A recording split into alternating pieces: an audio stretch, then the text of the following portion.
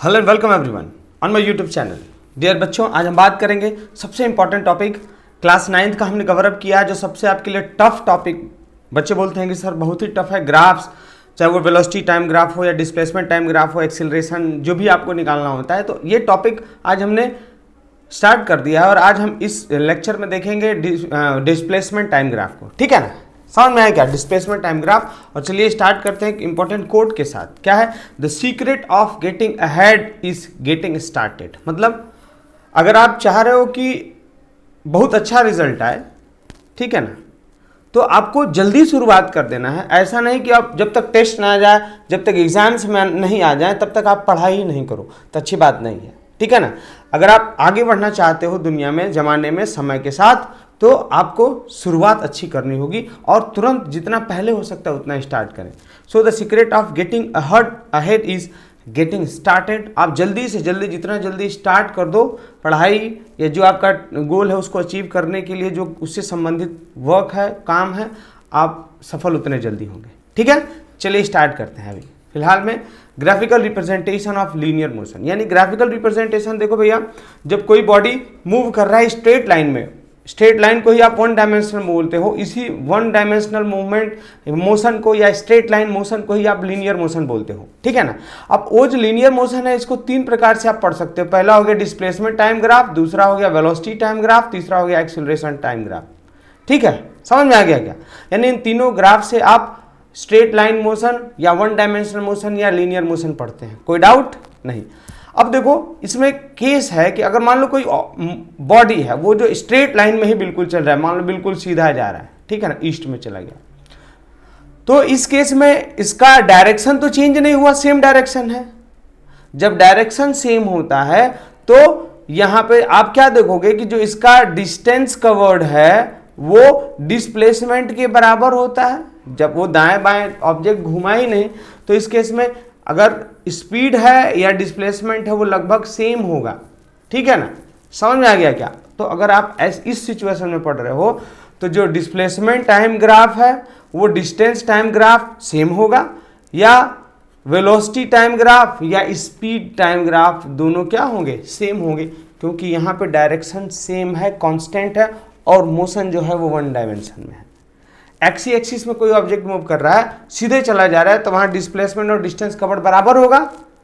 ठीक है ना, क्योंकि सीधा जा रहा है, इनिशियल और फाइनल पोजीशन दोनों कंडीशन में क्या हो गया? वो सेम है। तो वेलोसिटी और स्पीड भी सेम होंगे, यानी वेलोसिटी टाइम और स्पीड टाइम ग्राफ भी सेम, रिप्रेजेंटेशन उसका सेम होगा। और वही अगर हम बात करें कि डिस्प्लेसमेंट और जो डिस्टेंस टाइम ग्राफ है वो भी सेम रिप्रेजेंटेशन होगा। चलिए अब आगे बढ़ते हैं ग्राफ के साथ। पहले हम आपका कुछ बेसिक कॉन्सेप्ट क्लियर कर दें, और जो बहुत ट्रिकी होगा, मतलब आपको ये ट्रिक बताएगा कि आपको करना क्या है, मतलब बेसिक ग्राफ के अंदर क्या क्या बातें हैं जो आपको जानना चाहिए। ठीक है ना, चलिए स्टार्ट करते हैं। फर्स्ट सपोज करो ये ग्राफ हो गया, तो इसमें देखो ये ओरिजिन हो गया। क्या हो गया? ओरिजिन। ये क्लास 8 में आप पढ़े होंगे, लेकिन फिर भी। और मान लो ये एक्स एक्सिस हो गया, ये कौन सा एक्सिस हो गया? X axis. ठीक ना, और ये ऊपर की तरफ जो जा रहा है वो वाई एक्सिस। कोई दिक्कत? ठीक है, ठीक है ना। अब मान लो मैं इसमें कुछ ले ही नहीं रहा हूं, ये मैंने एक्स एक्सिस ले लिया और वाई एक्सिस ले लिया, ओरिजिन ले लिया। ठीक है ना। अब मान लो यहाँ पे हमने यहाँ पे एक लाइन ड्रॉ किया, यानी ये कुछ रिप्रेजेंट कर रहा है बिल्कुल स्ट्रेट लाइन में ऐसे। ठीक है, ये इसने रिप्रेजेंट कर दिया।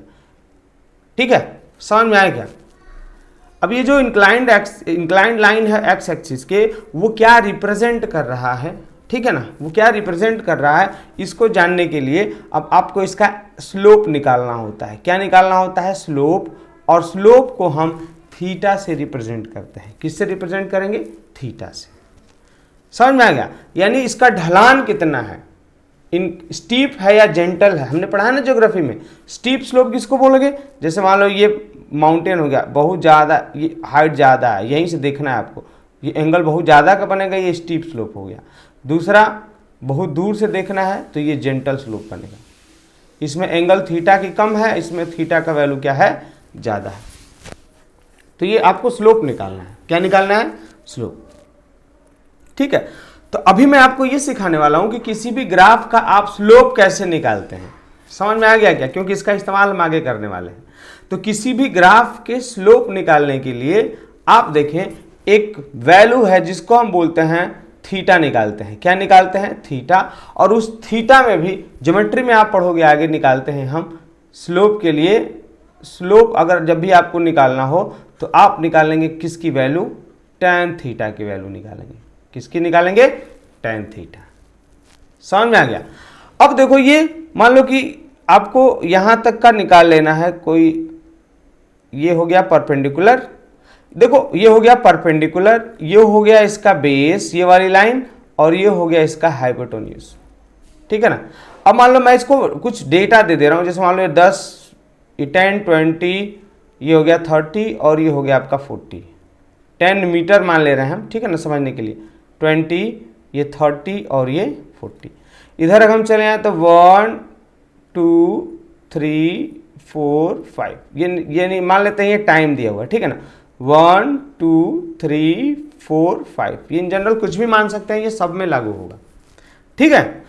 तो अब देखो जो tan थीटा होता है ना, वो होता है परपेंडिकुलर अपॉन बेस।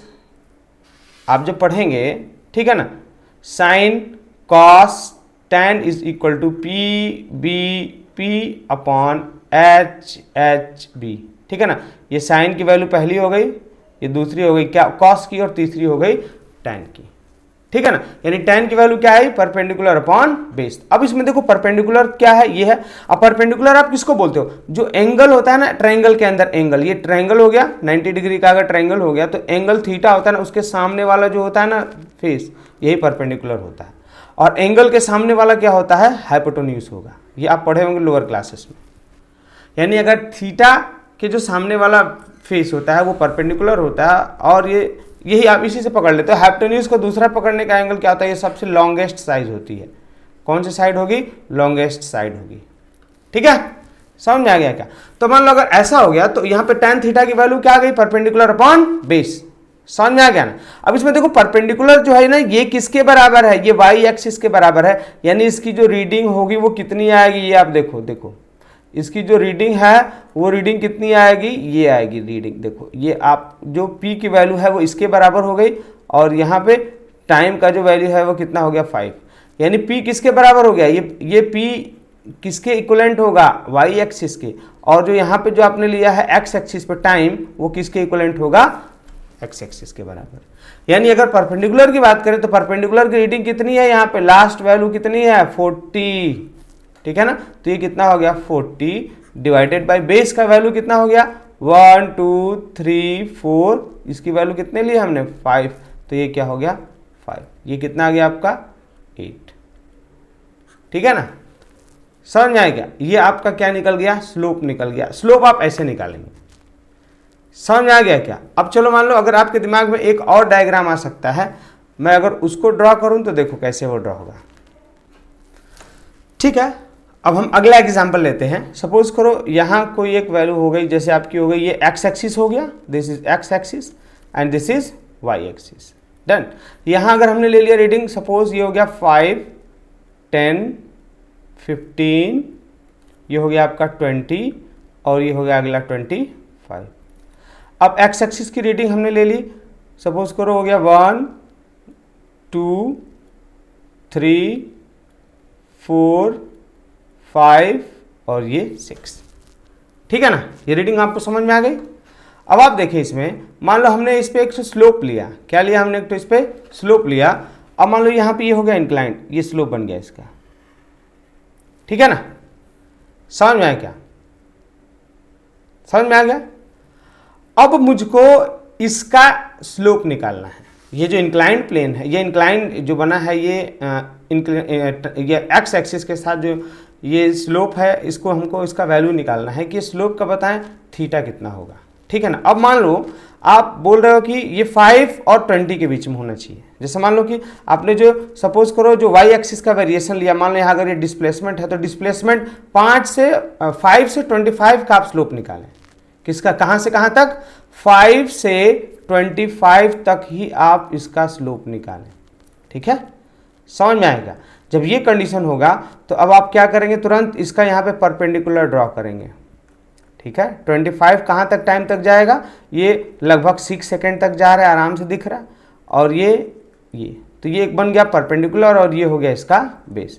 अब आपका ये हो गया स्लोप, थीटा ऐसे ही निकलेगा ना। अब ये थीटा, मान लो जहां पे भी वो दे देगा कि आप इस टाइम से इस टाइम का निकालें, तुरंत वहां पे आप एक लाइन ड्रॉ करोगे तभी तो उसका थीटा निकलेगा। अब ये स्लोप निकलेगा थीटा, ये निकालना है आपको, ठीक है ना। तो यहाँ tan theta is equal to perpendicular upon base. तो परपेंडिकुलर कितना है, ऊपर वाली रीडिंग। अब देखो जो P होता है ना, ये वाला जो लाइन है, ये इस लाइन का ही सारा रीडिंग लेगा क्योंकि इसके पैरेलल है वो, ठीक है ना। तो परपेंडिकुलर, यहाँ पे परपेंडिकुलर का रीडिंग कितना है, यहाँ से यहाँ तक यही वाली रीडिंग है परपेंडिकुलर, यानी 25 हो गया। ये कितना हो गया 25 माइनस नीचे कितना है, कहाँ से स्लोप लिया आपने 5 से, -5 डिवाइडेड बाई बेस कहाँ से है, ये हो गया, यही है ना वो ट्रायंगल। तो मान लो ये 1 पे आके यहाँ इंटरसेक्ट किया है, कहाँ 1 पे, तो क्या हो जाएगा 6 माइनस 1, यानी कितना हो जाएगा ये 20 डिवाइडेड बाई 5, ये कितना हो गया 4। ये आपका स्लोप आया। तो स्लोप कहीं से भी आप सिर्फ tan थीटा की वैल्यू से निकाल सकते हैं। अगर आपका सवाल आएगा कि सर बताइए जो ये वाली वैल्यू है आप हाइपोटेन्यूज क्यों नहीं ले रहे हो, तो देखो हाइपोटेन्यूज का जो लंबाई है ना उसका एंगल पे कोई मतलब ही नहीं पड़ता है। जैसे सपोज करो, मान लो ये हमने एक एंगल बना दिया, ठीक है ना, ये मान लो 20 डिग्री है, ये एंगल 20 डिग्री। अब चाहे यहाँ लो चाहे वहाँ लो चाहे वहाँ लो, लेंथ से वो तो सेम ही एंगल है। एंगल स्लोप इसके लेंथ पे डिपेंड नहीं करता है, इसलिए आप यहाँ पे क्या क्या वैल्यूज ले रहे हैं, you will take the value of tan theta that is perpendicular upon base. I hope मैंने आपको ये समझा दिया कि हम स्लोप कैसे निकालते हैं। स्लोप आप अब किसी का भी निकाल लोगे, देखो चाहे वेलोसिटी टाइम ग्राफ हो, डिस्प्लेसमेंट हो। अब देखो एक खास मैं ट्रिक बता दे रहा हूँ, ट्रिक भी समझो। जब भी आपको स्लोप निकालना होगा तो आप y एक्सिस को x एक्सिस से डिवाइड करेंगे, यही सबसे इंपॉर्टेंट ट्रिक हो गया। स्लोप निकालने के लिए आंख बंद करके y axis divided by x axis, और इससे मिलेगा क्या, ये भी मिल जाएगा, अभी आपको पता चल जाएगा। फॉर एग्जांपल सपोज करो यहाँ पे y एक्सिस पे अगर हम ले रहे हैं डिस्टेंस ट्रेवल्ड और यहाँ हमने x एक्सिस पे ले लिया टाइम, तो यानी y एक्सिस का मतलब हो गया distance travelled divided by time, क्या हो जाएगा आपका, ये हो जाएगा स्पीड। क्या निकल के आ जाएगा सामने, स्पीड। यानी ये जो स्लोप है वो क्या दिखाएगा, क्या बता रहा है, स्पीड। समझ में आ गया क्या, यानी स्लोप निकालना है, y एक्सिस को x एक्सिस से डिवाइड करना है, बॉस काम खत्म, डन, ट्रिक मिल गया। स्लोप निकालो, y को x एक्सिस से डिवाइड करो, काम खत्म, ठीक है ना। अब दूसरा देख लेते हैं हम कैसे निकालते हैं एरिया, ठीक है ना। एरिया अंडर ग्राफ, इसको क्या बोलते हो आप, एरिया अंडर ग्राफ, ठीक है ना। मान लो हमने यहां ले लिया ओरिजिन हो गया, हमने समय ले लिया 2 4, ये सेकंड में है, मान लो सेकंड हो गया, ठीक है ना। टाइम ले लिया हमने 8 10, इधर मान लो डिस्प्लेसमेंट 10 20 30 40 50 60 10 20 30 40 50 और ये 60। अब सपोज करो आपको इस ग्राफ का एरिया निकाल देना है, ठीक है ना।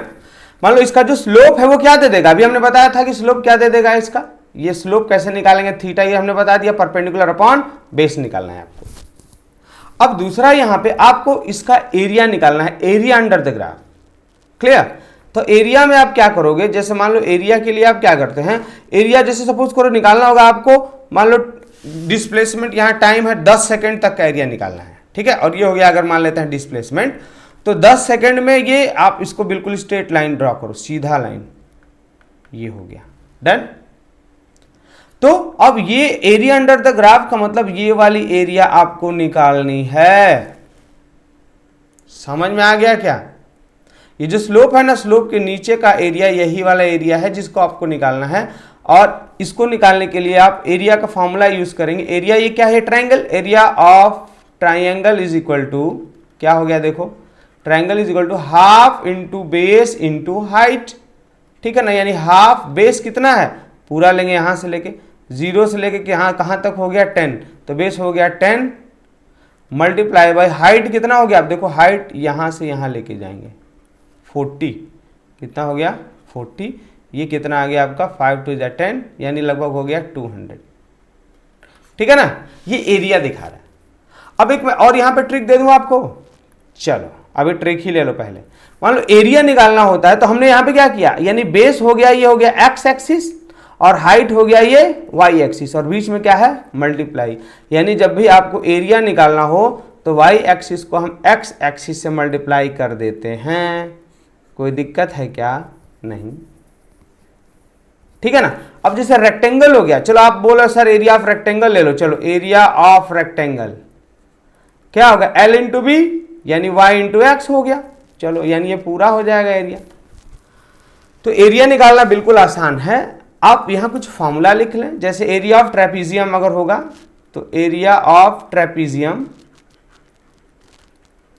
क्या होता है half into sum of parallel side, sum of parallel side multiply by h. ये आगे आएगा ना, हम वहां पे फिर डिटेल में एक्सप्लेन करेंगे। एरिया ऑफ ट्राइंगल का यूज होगा, एरिया ऑफ रेक्टेंगल का और एरिया ऑफ ट्रेपीजियम, बस इससे ज्यादा आपको क्लास 9 में यूज नहीं करना है। ओके, समझ में आ गया। तो एरिया कैसे निकालेंगे वो भी समझ में आ गया, और स्लोप कैसे निकालेंगे ये दोनों चीजें समझ में आ गई। तो अब आप सामने जितने एग्जाम्पल है ना सबको देखो, जितना ग्राफ है समझ लो, आधा तो तुमको अभी आ गया। अब बस अरेंज कर देंगे, तुम्हारे खोपड़ी में देखो तड़ातड़ सब हो जाएगा, ठीक है ना। अब चलो पहला ग्राफ देख लेते हैं, बारी बारी से जल्दी जल्दी से ग्राफ देख लें। फर्स्ट केस, अब देखो यहाँ पे खास क्या ना डिस्प्लेसमेंट टाइम ग्राफ दिखाना है, यानी डिस्प्लेसमेंट टाइम ग्राफ पे वाई एक्सिस पे आपने ले लिया है क्या, ये ले लिया है डिस्प्लेसमेंट। क्या ले लिया है? डिस्प्लेसमेंट।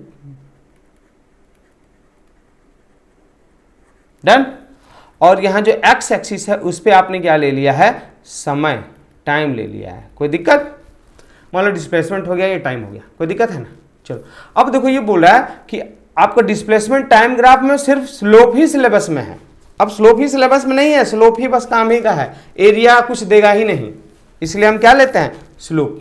क्या लेते हैं हम? स्लोप। फॉर एग्जाम्पल देखो, जैसे मान लो हमने बोला था कि एरिया अगर आप निकाल रहे हो तो एरिया इज इक्वल टू क्या हो जाएगा? वाई इंटू एक्स, ठीक है ना। तो वाई एक्सिस पे क्या है? डिस्प्लेसमेंट है, डिस्प्लेसमेंट मल्टीप्लाई बाय टाइम। तो ये तो कुछ देगा ही नहीं, ये कुछ होता ही नहीं है, इसलिए आपको इसका एरिया नहीं निकालना है। हाँ स्लोप में देख लेते हैं, आप जब इसका स्लोप निकालोगे तो क्या हो जाएगा? Y upon x. वाई क्या हो गया? डिस्प्लेसमेंट, यानी डिस्प्लेसमेंट हो गया डिवाइडेड बाय टाइम। अब डिस्प्लेसमेंट बाय टाइम क्या दे देगा आपको? वेलोसिटी। क्या देगा? वेलोसिटी। यानी जो इसका ग्राफ आएगा ना, ये ग्राफ जो आप ड्रॉ करोगे ऐसे ऐसे, ये क्या दे देगा? इसका वेलोसिटी। तो आप बताएं क्या हम इसका एरिया निकालेंगे क्या? नहीं, एरिया तो निकाल लेना आसान है, मैथमेटिकली एरिया निकाल लोगे, लेकिन वो कुछ आएगा ही नहीं। समझ में आएगा? ठीक है ना। अब चलो हम बारी बारी से इसका सारा केस देख लेते हैं। Case first, if position of a body do not change, यानी अगर हमने मान लिया कि देखो आप यहां हो, ठीक है ना, आप यहां हो, ठीक है ना, चलो यहां है आप, और अगर मान लिया आपने कि ये मैं ले रहा हूं दो वेरिएबल्स, जैसे एक हो गया यहां पे डिस्प्लेसमेंट हो गया और ये हो गया समय, ठीक है ना। समझ में आया क्या? पहला हो गया डिस्प्लेसमेंट और दूसरा हो गया समय। अब मान लो कोई ऑब्जेक्ट है, वो आपसे 5 मीटर की दूरी पे खड़ा है। कितने मीटर की दूरी पे खड़ा है? 5 मीटर। समय हो रहा है यहां पे 1 सेकेंड, ठीक है ना, 1 सेकेंड। फिर दूसरा सेकंड बीत गया, तीसरा सेकंड बीत गया, चौथा सेकंड बीत गया, 5वां सेकंड बीत गया, और वो अपने जगह पे ही है। आपसे कितना दूर है? 5 मीटर, 5 मीटर, 5 मीटर। वो जहां था पहले वहीं खड़ा है, उससे हिला डुला नहीं। तो इस केस में आप ग्राफ कैसे बनाएंगे, यहां सवाल उठता है, ठीक है ना। तो जैसे मान लो टाइम ले लिया हमने 1 second, 2 second, 3 second, 4 second, 5 second, और डिस्प्लेसमेंट अगर हमने ले लिया है, सपोज करो वो हो गया 1 2 3 4 5 6, ये हो गया मान लो मीटर में, और ये हो गया आपका सेकेंड में। तो अगर आप इस ग्राफ को ड्रॉ कर रहे हो जिसमें वो ऑब्जेक्ट जहां स्टार्टिंग में था वहीं लास्ट तक है, वहां से हिला ही नहीं, ठीक है ना, आप उसको क्या बोल रहे हो कि ये ऑब्जेक्ट स्टेशनरी ऑब्जेक्ट है। कौन सा ऑब्जेक्ट है? स्टेशनरी ऑब्जेक्ट है। तो आप इसका ग्राफ कैसे बनाएंगे? देखो ऐसे बनाएंगे। अब हमने ऐसा क्यों बनाया, यहां खास बात, यहां सवाल उठता है। हमने ऐसा इसलिए बनाया क्योंकि जो बॉडी है दैट इज स्टेशनरी, यानी ये क्या है? स्टेशनरी है, रुका हुआ बॉडी है।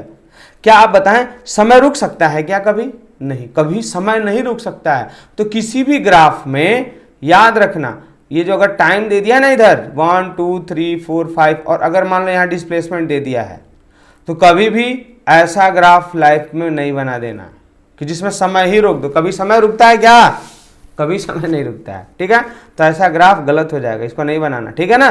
लेकिन आपको तो ये मैंने जो बताया ये स्टेशनरी ग्राफ, ये इसमें होता क्या है बेसिकली कि ये जो स्टेशनरी ऑब्जेक्ट में जो ये यहाँ पे जो इंक्लाइंड एक्सिस है that is parallel to the, ये डिस्प्लेसमेंट ग्राफ के परपेंडिकुलर होगी और किसके पैरेलल होगी? टाइम एक्सिस के पैरेलल होगी। तो स्टेशनरी ऑब्जेक्ट का ग्राफ आई होप आपको समझ में आ गया। यानी अगर बोला जाए कि कोई ऑब्जेक्ट रुका है, वो अपना जगह बदल ही नहीं रहा है, तो उसका ग्राफ ऐसे बनेगा, ठीक है। समझ में आ गया क्या सबको? बोलो आप, ठीक है ना। और ये किसके पैरेलल होगा? This is parallel to the time axis. समझ में आ गया? धीरे धीरे से समझो, लेकिन ऐसा समझना कि फिर भूलना नहीं, ठीक है ना। अब देखें second, slope of a car if a body moves with a uniform speed. Uniform speed क्या है देखो, जैसे समझ लो, जैसे मान लो इसका हम आपको केस दे रहे हैं, तभी तो बताएंगे ना कि किसका हम लोग ग्राफ प्लॉट कर रहे हैं, आपको तभी तो पता चलेगा, ठीक है ना।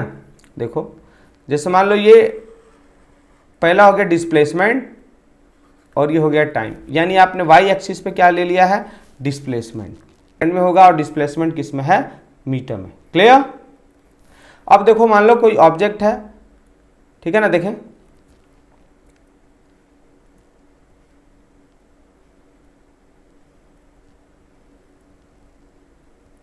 मान लो समय बीता 1 second, 2 second, 3 second, 4 second, 5 second, 6 second और ये 7 सेकेंड। मान लो पहले सेकेंड पे वो ऑब्जेक्ट 10 मीटर दूर था, दूसरे पे 20 मीटर, तीसरे पे 30 मीटर, चौथे पे 40 मीटर, पांचवें सेकेंड पे 50, 60 और ये 70। आपको इसमें देखने को क्या मिला कि ऑब्जेक्ट बराबर दूरी बराबर समय में चल रहा है। क्या कर रहा है ऑब्जेक्ट? बराबर, object cover equal distance in equal time. अब इसका स्टार्टिंग बोल दूंगा कि सर कहाँ है, तो 0 टाइम पे 0 डिस्प्लेसमेंट, ओके, यानी 0 समय पे 0, वो बिल्कुल ओरिजिन से चल रहा है ये ग्राफ। तो अगर आप इसको प्लॉट करो तो देखो कैसा बनेगा ये, जैसे मान लो 1 2 3 4 5 6 आ रहा है इधर, चलो कोई दिक्कत नहीं, 1 2 3 4 5 6 7 डन। अब देखें आप, जैसे मान लो मैं इसको लिख दे रहा हूँ 1 सेकेंड, ये टाइम सेकेंड में होगा, 2 3 4 5 6, ये हो गया कितना? 10 20 30 40 50 60 और ये 70 डन। अब भैया देखो इस केस में मान लो ये ऑब्जेक्ट कहाँ कहाँ चला गया। अब तुम इसको थोड़ा देख के समझो, अभी ग्राफ समझो कैसे होगा। देखो जैसे मान लो बोला ग्राफ में कि 1 सेकेंड पे वो 10 मीटर दूर था, यानी 1 सेकेंड पे 10 मीटर दूर है वो, यानी यहाँ पे हो गया। 2 सेकेंड पे 20 मीटर, यानी 2 सेकेंड पे 20 मीटर दूर। 3 सेकेंड पे 30 मीटर, कितना दूर है वो? 30 मीटर। 4 सेकेंड पे 40 मीटर, ठीक है ना, बिल्कुल ऊपर बनाएंगे उसके। 5 सेकेंड पे कहाँ है वो? 50 मीटर ऊपर। 6 सेकेंड पे कहाँ है वो? सीधा, अगर आप थोड़ा उनसे टिल्ट हो गया, आप सीधा ड्रॉ करेंगे तो सीधा आएगा एकदम, सपोज करो ऐसा हो गया, ठीक है ना। तो आप जब इसका ग्राफ बनाओगे भैया देखो, तो ये कैसे आएगा? देखो ये ग्राफ बिल्कुल स्ट्रेट ऐसे आएगा, देखे कैसे? ऐसे आएगा, यानी ये यहाँ से स्टार्ट हो गया और ऐसे एकदम स्ट्रेट लाइन में जाएगा। ये मैं थोड़ा मुझसे टिल्ट हो रहा है, ये बिल्कुल स्ट्रेट लाइन कवर करेगा, ठीक है। तो जो ग्राफ बन रहा है डिस्प्लेसमेंट टाइम ग्राफ, ये बिल्कुल स्ट्रेट लाइन है। कैसा है ये? बिल्कुल स्ट्रेट लाइन, ये बिल्कुल सीधा। आपको यहाँ 2 कंडीशन है। पहला, you have to find the slope, यानी आपको क्या निकाल लेना है? स्लोप। स्लोप कैसे निकालेंगे आप? tan theta. tan थीटा क्या हो गया? Perpendicular upon base. परपेंडिकुलर क्या है इसका भैया? देखो अब मान लो स्लोप बोलेंगे कि आप 60 सेकंड तक का निकालें। कहाँ तक का निकालें इसका स्लोप? 60 सेकंड, ठीक है ना। मान लो ये 60 सेकंड तक का, ठीक है। अभी मैं दोनों केस डील कर रहा हूँ। चलो मान लो बोलेगा कि 6 सेकंड तक जितना ऑब्जेक्ट दूरी तय किया है आप उसका स्लोप निकालें, या अगर ऑब्जेक्ट 60 मीटर तक जो डिस्टेंस ट्रेवल किया है उसका आप स्लोप निकालें। तो इसका स्लोप आपका कहाँ का निकाल लेना है? 60 मीटर का। 60 मीटर में समय लिया है 6 सेकंड और डिस्प्लेसमेंट कितना है 60। तो परपेंडिकुलर कितना हो जाएगा, परपेंडिकुलर का मतलब ये दूरी का मतलब ये वाला डिस्टेंस, तो कितना ट्रेवल हुआ है 60। तो कौन सा रीडिंग लेंगे आप 60 डिवाइडेड बाय बेस कितना हो गया इसका 1 2 3 4 5 6, इसका बेस हो गया 6, यानी ये ग्राफ क्या आएगा 3 metre per second square, metre per second. अब यहां बात है कि ये ग्राफ दे क्या रहा है, यानी परपेंडिकुलर अपॉन बेस। परपेंडिकुलर क्या है यहाँ पे डिस्प्लेसमेंट, यानी डिस्प्लेसमेंट अपॉन टाइम दे रहा है। डिस्प्लेसमेंट अपॉन टाइम क्या होता है वेलोसिटी, यानी ये क्या निकल गया आपका वेलोसिटी। उस पर भी ये बिल्कुल स्ट्रेट लाइन है, तो ये यूनिफॉर्म वेलोसिटी है। कौन सी वेलोसिटी है यूनिफॉर्म वेलोसिटी। समझ में आ गया, बोलो। ऐसे ग्राफ निकाल लेंगे ना सबका, ये यूनिफॉर्म वेलोसिटी निकल गया, ठीक है। सेकेंड केस, अगर हमने बोला कि आप इसका एरिया निकाल दीजिए, चलिए क्या निकाल दीजिए area. Area is equal to क्या है L इंटू बी, ठीक है ना। तो अब इसमें एरिया क्या हो गया L इंटू बी का मतलब यानी y इंटू एक्स एक्सिस, यानी y एक्सिस। अब मान लो इसमें जो एरिया है वो क्या आ रहा है, देखो ये एरिया निकालने के लिए आप एरिया अंडर द ग्राफ की रीडिंग निकालेंगे इसकी, यानी एरिया जो नीचे है एक्स एक्सिस तक वो पूरा एरिया निकालोगे आप, तो ये कितना हो जाएगा is equal to half into base into height. Half base into height, पहले देखो y इंटू एक्स एक्सिस बन क्या रहा है डिस्प्लेसमेंट इंटू टाइम। अब आप बताओ डिस्प्लेसमेंट इंटू टाइम कुछ मिलता है क्या, कुछ मिलेगा ही नहीं। अरे distance is equal to speed is equal to होता है डिस्टेंस, डिस्टेंस बराबर होता है स्पीड इंटू टाइम। स्पीड बराबर होता है डिस्टेंस अपॉन टाइम, ना कि डिस्टेंस इंटू टाइम या डिस्प्लेसमेंट इंटू टाइम।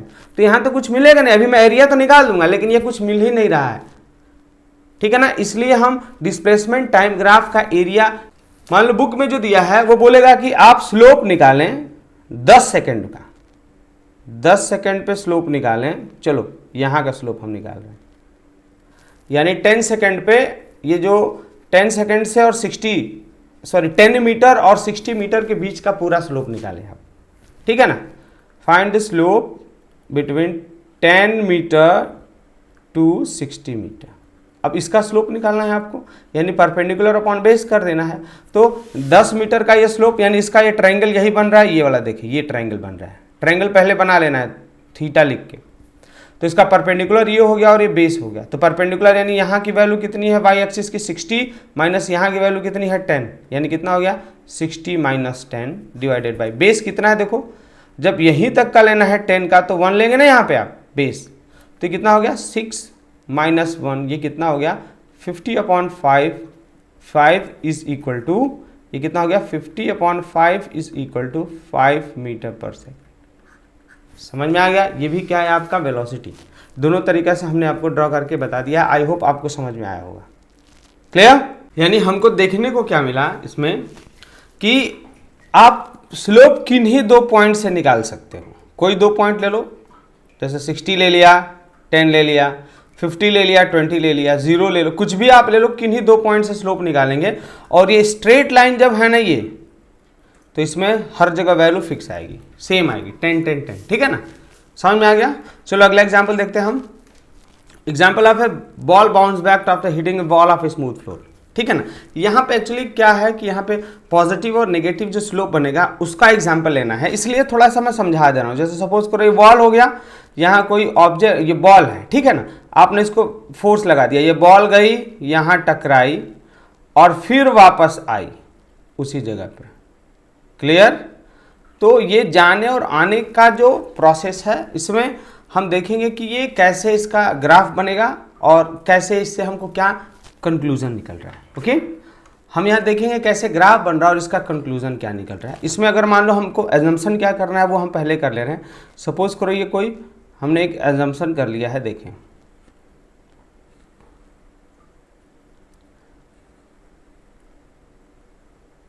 ये हो गया डिस्प्लेसमेंट और ये हो गया टाइम। ओके, अगर हमने मान लिया कि जो हमने समय लिया है वो कितना है, इसको मैं डिवाइड कर दे रहा हूँ। जैसे ले लिया 0 2 4 6 8 10 और ये हो गया आपका 12। डन, ठीक है ना। 12 हो गया, एक और ले लो, ये हो गया आपका 14।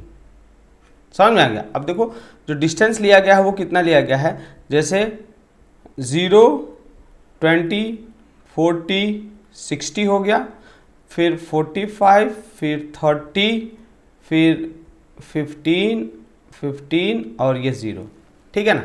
इसका मतलब क्या है, आप देखो यहाँ पे, जैसे मान लो ये टाइम हो गया, हमने टाइम ले लिया 0, फिर ये हो गया आपका, ये यहाँ मैं रिप्रेजेंट कर रहा हूँ टाइम इन सेकेंड्स, और ये मैं रिप्रेजेंट कर रहा हूँ डिस्प्लेसमेंट इन मीटर, हो गया वाई एक्सिस पे। ओके, चलो हमने टाइम ले लिया 2, 4, 6, 8, 10, 12, 14, ठीक है ना।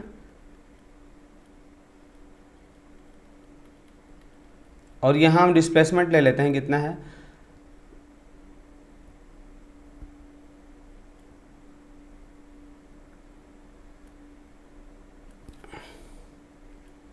ये मान लेते हैं 10 हो गया, 20, 30, 40, 50 और ये 60। पहले मैं इसको एक्सप्लेन कर दूं। जैसे मान लो ये 6 सेकंड में ना ये बॉल आके इस पे टकरा गई है, और मान लो जो ये डिस्टेंस था इनिशियल, यानी ये जो बॉल यहाँ जो वॉल से दूर थी वो कितना दूर थी, मान लेते हैं कि लगभग 60 मीटर दूर है। कितना मीटर दूर है, 60 मीटर। अब यहाँ से जब हमने लगाया इसको, बॉल हमने इधर धक्का दिया इधर की तरफ, तो ये दूरी घटना स्टार्ट हो गई 20, 40, 60, ठीक है ना। यानी स्पीड पहले इसका बढ़ा, इसके बाद फिर स्पीड घटेगा और ये ग्राफ ऐसे कुछ बनेगा, ठीक है ना। समझ में आ गया क्या। अब चलो इसका हम ग्राफ बना लेते हैं।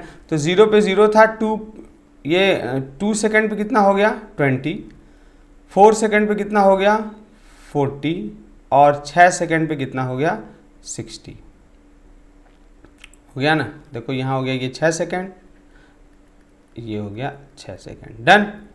ये हो गया आपका 4 सेकंड, ये हो गया आपका 2 सेकंड, ये हो गया ऐसे, डन। अब क्या बोला है कि जब ये जो ऑब्जेक्ट है, जो डिस्टेंस जब 60 मीटर हो गई, यानी वॉल में टकरा गई, यहाँ से वॉल कितना दूर है 60 मीटर, अब वापस आएगी तो डिस्टेंस घटेगा 45 8 सेकंड पे, यानी 8 सेकंड पे कितना डिस्टेंस इसका है वो 8 सेकंड पे 45, यानी मान लेते हैं 40 और 50 के बीच में हो गया, तो यहाँ समथिंग हो गया ये 45, डन। अगला 10 सेकंड पे 30 मीटर दूर है, यानी ये 10 सेकंड हो गया और ये 30 मीटर दूर, यानी ये यहाँ है। 12 सेकंड पे 15 मीटर दूर, यानी ये 12 सेकंड हो गया, और ये 10 और 20 यानी इन दोनों के बीच में होगा, कहाँ, ये मान लेते हैं यहाँ हो गया, ठीक है। और 14 सेकंड में यहाँ ये टकरा गया, ठीक है। अब मैं अगर ग्राफ प्लॉट करूँ तो आप थोड़ा देखो, ये कंजस्टेड हो गया है, लेकिन मैं कोशिश करूँगा बिल्कुल सही मैं कर पाऊँ। देखें ये स्ट्रेट लाइन बनेगा, ऐसे बन गया, और नीचे की तरफ आप देखो ये यहाँ आया, फिर यहाँ आया, ये यहाँ आया, और ये फिर यहाँ आ गया, डन। हमने मान लिया ये हो गया पॉइंट ए, ये हो गया पॉइंट बी, और ये पॉइंट हो गया आपका नीचे वाला बिल्कुल कौन सा हो गया, ये सी, ठीक है। अब यहाँ देख लो, यहाँ मैं थोड़ा सा ये बिल्कुल क्लियर कर डिवाइड कर दूँ इसको, यानी ये जो टाइम है वो कितना हुआ है आपका, लगभग 6 सेकंड है, ठीक है। अब चलो हम यहाँ देख लेते हैं कि हमको निकालना है यहाँ पे वेलोसिटी, क्या निकालना है वेलोसिटी, लेकिन यहाँ कंडीशन क्या है, इसका स्लोप पहले आप निकालें, स्लोप ए का फाइंड करें। तो इसके लिए first slope of A B अगर आपको निकालना है, slope of A B is equal to क्या हो गया, परपेंडिकुलर अपॉन बेस। परपेंडिकुलर की वैल्यू कितना है, यानी ये वाला परपेंडिकुलर, देखो इस थीटा के आगे ये है तो ये परपेंडिकुलर हो गया, ये बेस हो गया, और यहाँ जो एंगल बनेगा इसके आगे ये है, यानी इसका भी ये परपेंडिकुलर होगा और ये इसका बेस।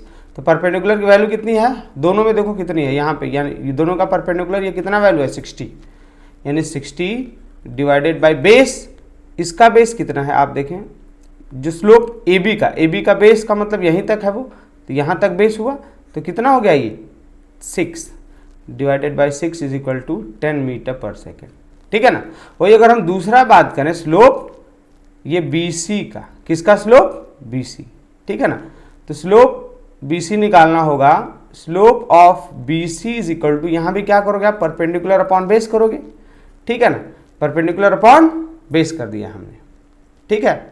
तो यहाँ देखो, यहाँ जो फाइनल स्पीड है यानी जो फाइनल वेलोसिटी है वो घट रही है, निगेटिव मतलब ये घट रहा है ना, देखो ये नीचे की तरफ घट रहा है, यानी ये कितना हो गया, स्लोप इसका कितना आ गया 60, क्या हो गया 60 डिवाइडेड बाय जो टाइम है इसका ये कितना है 14 माइनस 6 कितना हो गया, बेस जो हो गया, बेस आप कितना ले लोगे, देखो यहाँ हो गया 6 और यहाँ हो गया 14, घटाओगे तो कितना आ गया ये 8,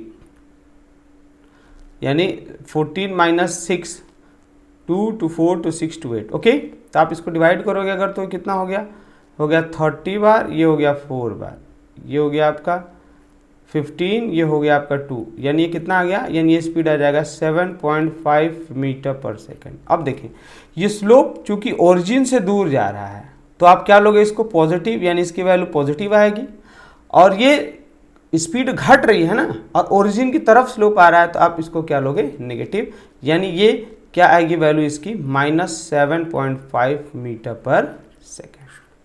ठीक है, और ऐसे आप स्लोप एरिया जो चाहे वो निकाल सकते हैं। तो इस डिस्प्लेसमेंट टाइम ग्राफ में आप एरिया नहीं निकालेंगे क्योंकि वो कुछ देगा नहीं, सिर्फ यहाँ आपको स्लोप पूछेगा। तो स्लोप क्या देगा आपका वेलोसिटी। अगर देखो वेलोसिटी ऊपर है, ये कांस्टेंट वेलोसिटी का ये ग्राफ है। कांस्टेंट का मतलब रफ्तार लगातार बढ़ रहा है या लगातार घट रहा है, ठीक है ना। तो कांस्टेंट वेलोसिटी हमने ये निकालना आपको सिखा दिया, ठीक है। आगे बढ़े अगर हम, if a body moves with varying speed in a fix direction, बोला है कि अगर रफ्तार कोई ऑब्जेक्ट है, ठीक है ना, उसका मान लो स्पीड फिक्स नहीं है, मतलब वेरिएबल है, इस फॉर्म में हो गया, ठीक है। तो आप इसका स्पीड कैसे निकालेंगे, ठीक है ना। इसके लिए क्या करना होता है, जैसे सपोज करो हमने यहाँ पे ले लिया, आपका हो गया ये डिस्प्लेसमेंट, ये हो गया आपका डिस्प्लेसमेंट वाई एक्सिस पे, और ये हो गया टाइम किधर हो गया एक्स एक्सिस पे, ठीक है ना। डिस्प्लेसमेंट हो गया किसमें, मीटर में। अब मान लो ये आपने ऐसे कर दिया है 1 2 3 4 5, और यहाँ आपने सेकेंड्स 1 2 3 4 5, ठीक है ना। 1 सेकेंड 2 3 4 5, यहाँ हो गया डिस्प्लेसमेंट 10 20 30 40 और ये 50, डन। अब देखो यहाँ पे आप वेरिएबल स्पीड है तो कैसे निकालेंगे। तो इस केस में देखो, जैसे सपोज करो बोल रहा है कि आप जो वेलोसिटी है वो निकालें लगभग 3 सेकेंड पे निकाल दें, यानी आप यहाँ पे वेलोसिटी निकालें। तो आप पहले वहाँ बिल्कुल स्ट्रेट जाएंगे, ठीक है, और यहाँ टेंजेंट ड्रॉ करेंगे, मतलब यहाँ पे एकदम लाइन टच करते हुए, टेंजेंट समझ रहे हैं आप, क्लास 9 तक पढ़े होंगे, स्ट्रेट लाइन ड्रॉ करेंगे, डन, स्ट्रेट लाइन। अब ये जो टेंजेंट होगा, अब ये देखना है कि ये कहाँ पे ये वैल्यूज को टच कर रहा है, मैक्सिमम या मिनिमम। यानी जैसे मान लो ये इधर हो गया, आप इधर एक्सटेंड कर रहे हो और इसको आपने एक्सटेंड किया कुछ इस टाइप से, ठीक है। अब देखिए यहाँ पे ये आपका हो गया ये परपेंडिकुलर और ये हो गया आपका बेस, यानी यहाँ पे जो परपेंडिकुलर और बेस बनेगा वो कुछ इस फॉर्म में होगा। देखें आप, ये हो गया आपका परपेंडिकुलर, तो आप समय कितना ले लेंगे 4, और ये हो गया आपका बेस। तो यहाँ जो बेस हो गया वो कितना हो गया 4 माइनस ये हो गया 4, 4 माइनस 1 इज इक्वल टू ये हो गया आपका 3, यानी मान लेते हैं 10.33 कुछ आएगा, ओके। तो ये थोड़ा इसका जो स्लोप होता है वो हर पॉइंट पे वेरी करता है, इसलिए ये जनरल क्वेश्चन पूछता नहीं है, ठीक है ना, क्योंकि यहाँ कुछ अलग होगा, यहाँ कुछ अलग होगा, इसका हर जगह डायरेक्शन ही अलग होता है, ठीक है ना। तो ये वेरिएबल ग्राफ्स इनका जो बेसिकली हम बात करें वेरिएशंस, ये काफ़ी अलग अलग होते हैं, ठीक है ना। इसका रीडिंग हर जगह अलग आएगा, ठीक है ना, इसलिए तो नॉन यूनिफॉर्म है। आगे देखिए कंक्लूजन इससे हम क्या निकला, if displacement time graph is parallel to the time axis, बोला कि अगर टाइम एक्सिस से पैरेलल है तो आप इसको ऑब्जेक्ट को क्या बोलोगे, स्टेशनरी हो गया। If graph is straight line incline to the time axis, बोला अगर ग्राफ स्ट्रेट है टाइम एक्सिस का इंक्लाइन, तो ये क्या कौन सा होगा, ये यूनिफॉर्म मोशन में होगा। लेकिन अगर बोला है कि ये कर्व होगा तो ये क्या हो गया है, फिर ये नॉन यूनिफॉर्म हो गया। स्लोप ऑफ द डिस्प्लेसमेंट, इसका कहने का मतलब क्या है कि अगर मान लो ये आपका स्लोप है, ठीक है ना, अगर ये ओरिजिन से दूर की तरफ जा रहा है तो ये पॉजिटिव होगा, positive away from the origin, और वही अगर ओरिजिन के तरफ आ रहा है तो क्या होगा, नेगेटिव होगा। तो ये डिस्प्लेसमेंट टाइम ग्राफ था, ये थोड़ा टफ नहीं था, मतलब समझाने के लिए इसका थोड़ा कॉन्सेप्ट समय लगेगा, उसमें भी ये जो ये पेन टैब है इससे लिखने में थोड़ा बहुत प्रॉब्लम होती है। धीरे धीरे अब पहले से मैं काफ़ी अच्छा लिख रहा हूँ, लेकिन आई होप आप मैंने जो बात बोली है उसको सुन के भी आप इससे एडजस्ट कर लेंगे, ठीक है ना। और हाँ बच्चों, अगर आपको कुछ सर्च करना होता है, मान लीजिए अगर मेरे इस चैनल से रिलेटेड, जैसे मान लो अगर आपको जेनेटिक्स पढ़ना है तो आप सिर्फ टाइप करें अरविंद ज्योग्राफी वर्स जेनेटिक्स, या Arvind geography verse laws of motion, जो भी टॉपिक सर्च करना है जो हमने वीडियो बना दिया है, आप अरविंद ज्योग्राफी वर्स लिख के सीधे सर्च करें यूट्यूब में और वो सीधा वो वीडियो आएगा। जैसे Arvind geography work how to balance chemical equation, ठीक है ना, क्योंकि बहुत बच्चों का डाउट था कि सर वो मिल नहीं रहा है, प्लेलिस्ट बहुत लंबा है, तो आप उस पर्टिकुलर टॉपिक को वहाँ लिख के तुरंत सर्च करें, वो तुरंत आएगा। ओके, तो प्लीज़ अगर वीडियो पसंद आया हो तो चैनल को जरूर सब्सक्राइब करें, वीडियो को लाइक करें और अपने फ्रेंड्स तक जरूर शेयर करें। Okay, thank you, have a great day, जय हिंद।